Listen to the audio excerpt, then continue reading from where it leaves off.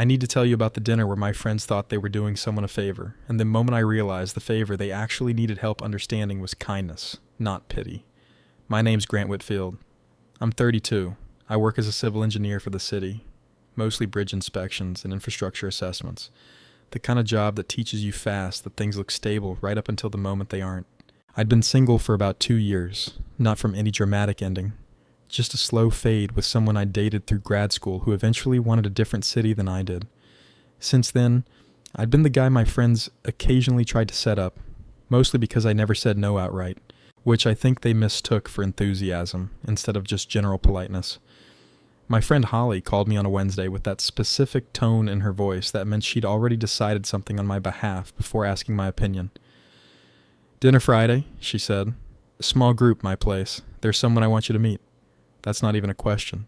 It's a soft question. Friday, 7. Bring nothing. I've got it handled. I should have asked more, the way I usually didn't, but work had been long that week, and saying yes was easier than the conversation required to say anything else. Friday came, and I showed up to Holly's apartment a little after 7, the kind of low-key gathering with maybe 8 people total, drinks already poured, music low enough to talk over. Holly intercepted me at the door before I'd even fully gotten my coat off, pulling me a little aside with the specific urgency of someone delivering important context. "Okay," she said quietly. "Before you go in there, I need to tell you something about Claire. Claire being the someone I'm supposed to meet. Right, so, full disclosure, she's had a really rough few months. Like, really rough. House fire about 10 weeks ago. Lost basically everything. She's staying with her sister right now while she figures out next steps. I wanted you to know going in so you're not caught off guard if it comes up." I felt something shift in my chest, hearing that. Less surprise and more kind of immediate, instinctive care for a stranger I hadn't even met yet. Jesus, that's a lot. I know, which is exactly why I wanted you two to meet. Honestly, you're steady. Good in a crisis. I thought maybe being around someone calm would actually help her, even if nothing romantic comes out of it.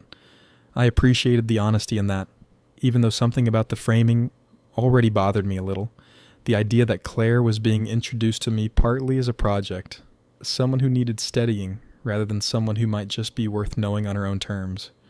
We walked into the main room together, and Holly gestured toward the kitchen island where a woman was standing slightly apart from the main cluster of people, a glass of wine in hand that she wasn't really drinking, the specific posture of someone bracing for a room before the room had even done anything yet. She was maybe my age. Dark blonde hair, pulled back loosely, wearing a simple gray sweater that looked borrowed rather than chosen, the kind of outfit that comes from someone rebuilding a wardrobe from scratch rather than picking out something special for a dinner party. She had this watchfulness to her, careful, observant, like she'd learned recently to clock a room's temperature before deciding how much of herself to actually offer it. "Claire," Holly said. "This is Grant. Grant, Claire."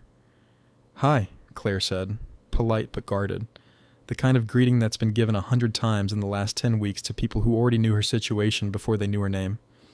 "Hi," I said, and something in her expression shifted slightly, like she was waiting for the next sentence to be some variation of careful sympathy. It didn't take long for the room to confirm her instinct was right. Within the first 20 minutes, at least 3 different people found subtle ways to bring it up. Not maliciously, just clumsily, the way people do when they don't know how to be around loss without naming it directly. One guy, a friend of Holly's boyfriend named Derek, leaned over the appetizer table at one point and said, loud enough for half the room to catch it, "So, Claire, you doing okay? Must be rough starting over from nothing like that." The room did that thing rooms do, a small ripple of attention, half concerned, half curious, the specific energy of people watching to see how someone handles being reduced to their worst recent headline in front of strangers. Claire's face didn't change much, but I caught the brief tightening around her eyes, the look of someone who's had this exact conversation enough times to know exactly how it goes, and is bracing for the version where she has to perform resilience for an audience that wants reassurance more than they want to actually help. "I'm managing," she said, the kind of answer built to close a subject rather than open one. Derek, either not catching the cue or choosing to ignore it, pressed on. "I just can't imagine losing everything like that. Like, photos, everything gone." The room went a little quiet, that specific, charged silence where everyone's deciding whether to rescue the moment or let it keep happening because nobody wants to be the one who makes it weirder by intervening. I set my own drink down. Derek, I said, keeping my tone even, I don't think Claire came here tonight to do an inventory of what she lost for everyone's benefit. The room's attention shifted toward me instead. That same ripple, except now aimed differently. Derek blinked, a little caught off guard. I wasn't trying to be insensitive. I know, I said. I think you were trying to be kind, actually. It's just landing more like a headline than an actual question. Claire looked at me then, properly. Something behind her expression I couldn't immediately place. Somewhere between surprised and cautiously grateful. Like she hadn't expected anyone in that room to actually notice what was happening to her in real time, let alone say something about it. Derek, to his credit, looked genuinely embarrassed, rather than defensive. Sorry, Claire. That was clumsy. It's fine, Claire said, though her voice had eased slightly, the immediate tension of the moment having found somewhere to land instead of just sitting there unresolved. Holly, sensing the room needed redirecting, jumped in with some unrelated story about her boyfriend's terrible attempt at assembling furniture, and the conversation moved on, the way conversations do when everyone's relieved for an excuse to stop holding their breath. But Claire and I ended up standing slightly apart from the rest of the group for the next few minutes, neither of us quite ready to dive back into the main current of the party. You didn't have to do that, she said quietly. I know. I wanted to. People do that a lot, she said. Lately. Ask about it like it's small talk. Like I'm supposed to have a polished 30-second answer ready that makes everyone feel better about asking. That sounds exhausting. It is. The fire's the easy part to talk about, honestly. Insurance, logistics, the actual mechanics of starting over, I can handle all of that without flinching. It's the way people look at me afterward that's harder. Like I've become a cautionary tale instead of a person. I thought about that for a second. The specific cruelty of being defined by your worst recent circumstance instead of literally anything else about who you are. For what it's worth, I'd rather hear about literally anything else tonight. Your actual life, not the fire. She studied me for a moment, like she was deciding whether that offer was genuine or just another version of careful handling. You don't have to do that either. The whole steady, understanding thing. Holly already gave you the rundown, I'm guessing, before you walked in. She did, I admitted. I'm not going to pretend otherwise. And what was the framing? Let me guess. Poor Claire, lost everything, could use someone calm and stable in her orbit right now. I felt a flush of something uncomfortable hearing my own thought process reflected back at me that accurately. Something close to that, yeah. That's what I figured, she said, not unkindly, just tired. It's the same setup every time someone tries to introduce me to anyone lately. I become the project, the thing to be gentle with. I get why that would wear on you. It does. Because the truth is, I'm not actually fragile. I'm inconvenienced, devastated in some ways, sure, but not broken. People conflate those two things constantly, and it's its own kind of exhausting being treated like glass when what I actually need is just to be treated like a normal person who happens to be dealing with something hard. I appreciated the distinction more than I expected to. The same kind of sharp self-awareness I'd noticed in other people who'd been through something hard enough to force real clarity about what actually helps versus what just feels like help. So, what would actually help? I asked. If you don't mind me asking. She considered that for a second, something in her posture easing slightly, like the question itself, asked plainly instead of performed sympathetically, was rare enough to be worth answering honestly. Honestly? Just being talked to like a person who has other things going on besides the fire. Ask me about my job, my actual interests, anything that isn't related to the worst 10 weeks of my life. That would help more than any amount of careful handling. Okay, I said. What do you do? For work, I mean. Outside the worst 10 weeks of your life. She laughed at that, surprised. The first real laugh I'd heard out of her all evening. I'm a high school chemistry teacher, which, before the fire, was already the most interesting thing about me. Apparently that fact has gotten buried under the headline lately. Chemistry. That's the subject most people seem to either love or actively fear. Most of my students fall into the fear category initially, she said. Part of the job is convincing 17-year-olds that the periodic table isn't actually trying to ruin their lives. How's that going? Slowly. I had a kid last semester who genuinely believed sodium was dangerous to look directly at. Took me a full week to undo that particular piece of misinformation. I laughed, real and easy, The kind that comes out before you can manage it into something more polished. That's incredible. Where did he even get that idea? I have theories, none of them flattering to the internet. We kept talking like that for the better part of an hour, the conversation drifting easily away from anything related to fires or losses or careful handling, into the actual texture of her life. Her students, her sister's ridiculous cat. The fact that she'd been secretly relieved certain childhood photo albums had burned because they contained evidence of a truly unfortunate haircut phase she'd been trying to erase from history for years anyway. That last comment surprised a real laugh out of me. You're joking. I wish I was. There's a photo from 6th grade that should never have existed in the first place. The fire did me an actual favor on that one. That's a remarkably healthy way to find a silver lining in literal disaster. It's either that or cry about it, she said. And I've done enough crying about the actual, important things. I'm rationing my grief for what matters. I found myself genuinely impressed by that. The specific resilience of someone who'd clearly been through real devastation and had still found a way to keep her own sense of humor intact instead of letting the worst thing that happened to her consume every other part of her personality. Later in the evening, as people started gathering coats and saying goodbyes, Holly caught me near the door, the same urgent expression from earlier back in place. So? She said. What did you think?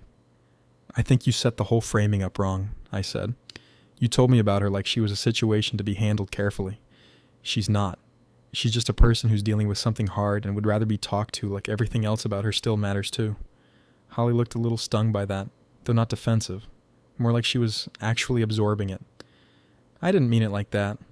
I was trying to be helpful.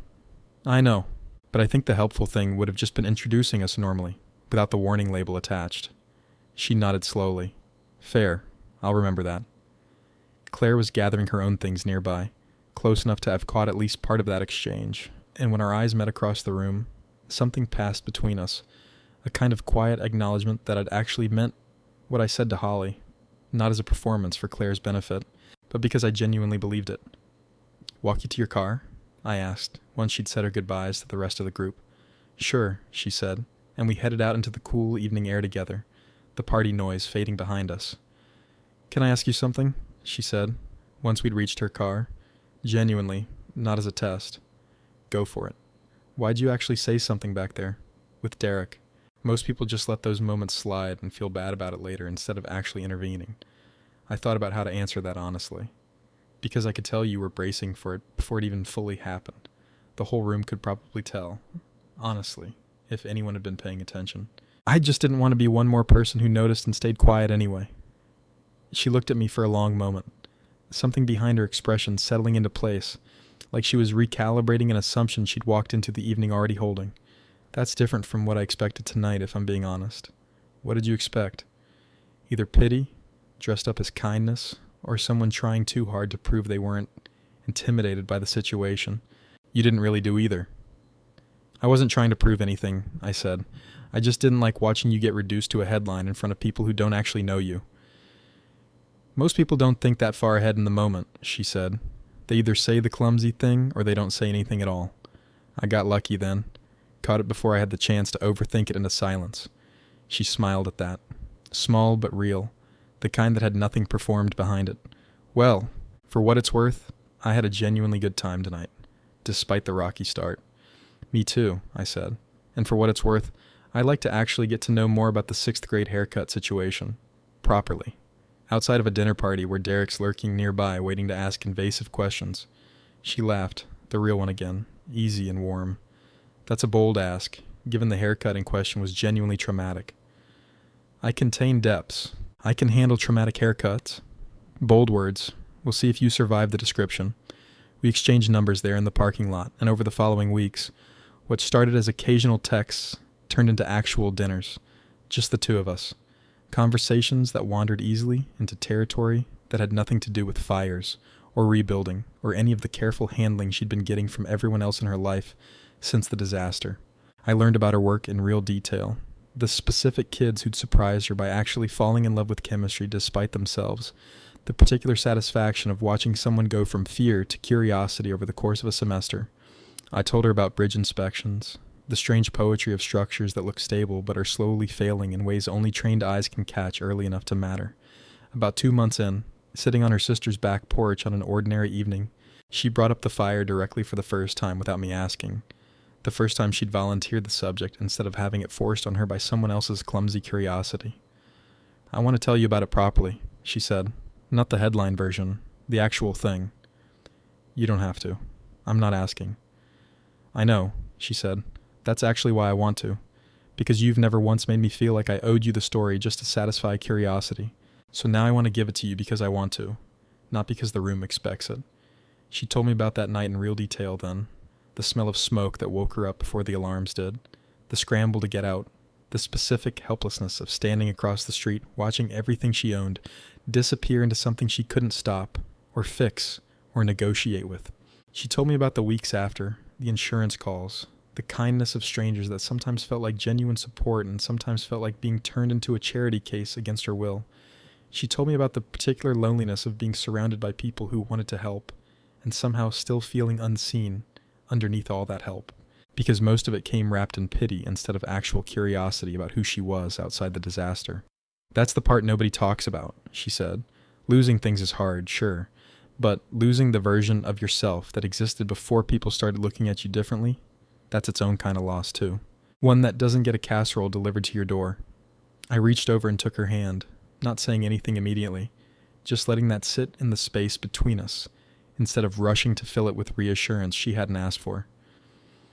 "I don't think you lost that version of yourself," I said eventually. "I think it's still right here. The chemistry teacher who terrifies 17-year-olds into respecting the periodic table, the woman with a genuinely good sense of humor about a truly unfortunate 6th grade haircut. That person didn't burn down with the house." She looked at me, eyes bright in the porch light, something in her expression softening into the kind of relief that comes from finally being seen the way you actually wanted to be seen, instead of the way circumstance had forced everyone else to see you. "Nobody said it like that to me," she said quietly. "Not once, in 10 weeks. Then I'm glad I got to be the first." We sat there for a long while after that, not saying much else, just letting the quiet evening hold what had just happened between us. Something that had started as an awkward, badly framed set-up dinner slowly becoming the most honest relationship either of us had built in years. We've been together almost a year and a half now. The house she lost has long since been settled through insurance, and she's rebuilt a life in a new apartment that's entirely hers, filled with new photographs taken since that night, instead of mourning the ones that burned. Holly still apologizes occasionally for the way she framed that first dinner, though Claire's stopped needing the apology, mostly because she says the clumsy setup ended up leading her to exactly the right person anyway, even if it took a stumble through some genuinely awkward moments to get there. I think about that dinner a lot. The specific moment where the whole room went quiet, waiting to see how I'd react to Derek's clumsy question, how easy it would have been to just let it slide, to be one more person who noticed discomfort and chose silence because intervening felt riskier than staying quiet. But I think about what I would have missed if I'd made that easier choice. The entire relationship that followed from one small decision to say something instead of nothing. Claire told me recently that the reason that moment mattered so much wasn't really about Derek's clumsy comment specifically. It was that for the first time since the fire, someone had drawn a line between sympathy and pity in front of an actual room full of people. And she'd realized, watching me do it, that the difference she'd been craving without fully knowing how to name it actually existed, and that someone besides her was willing to notice it too. So tell me, if you watched a room reduce someone to their worst circumstance right in front of you, would you have said something? The way I almost didn't think to, until it was already happening. And have you ever seen someone treated like a project instead of a person, and realized the kindest thing you could do was just treat them normally instead? Let me know down in the comments. And if this one moved you, do me a favor, like the video, subscribe to the channel, and I'll see you in the next one.